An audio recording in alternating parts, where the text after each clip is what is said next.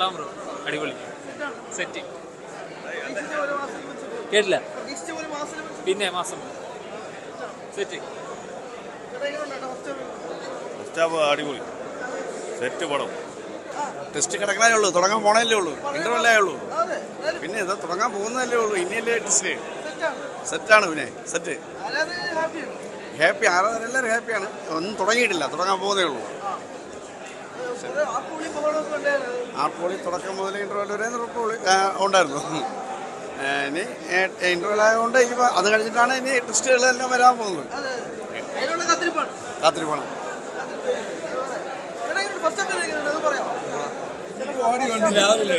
നല്ലതായിട്ടുണ്ട്. ഇതിനായിട്ട് ഡയറക്റ്റ് ചെയ്തിട്ടുണ്ട്, വേറെ ലെവലായിട്ടുള്ള പടമാണ്. കേട്ടില്ല? ഉണ്ട്. കൊള്ളാം, നല്ല ഫസ്റ്റ് ഹാഫ് കൊള്ളാം. അടുത്ത വർക്ക് പറയാം, തന്നിട്ടേ പോവുള്ളൂ. കൊള്ളാം. മലയാള സിനിമയിൽ ഇന്നേ വരെ കണ്ടിട്ടില്ലാത്ത രീതിയിലുള്ള മേക്കിങ്ങും പെർഫോമൻസും കാര്യങ്ങളും എല്ലാം പക്ക.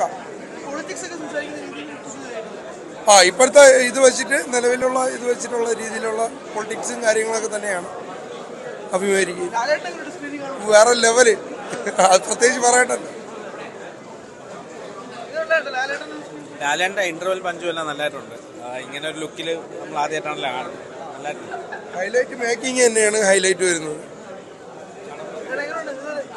അടിപൊളി, സൂപ്പർ ആയിട്ടുണ്ട്. ഒരു ആവറേജ് ഫസ്റ്റ് ഹാഫ് അനുഭവമാണ്.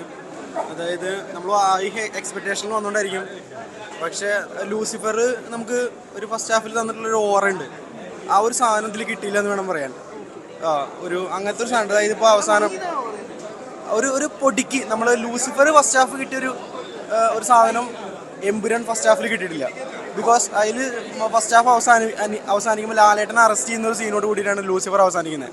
അതിൽ ആ സാധനം IPS ഉദ്യോഗസ്ഥനെ ചുമര് ചാരിയിട്ട് ലാലേട്ടൻ ഒരു കലക്ക് കലക്കുന്നുണ്ടല്ലോ, അത് ഗംഭീര സാധനമായിരുന്നു. അതുവരെ ലോല് വന്ന സാധനം വൻ ഹൈയിലേക്ക് പോയി.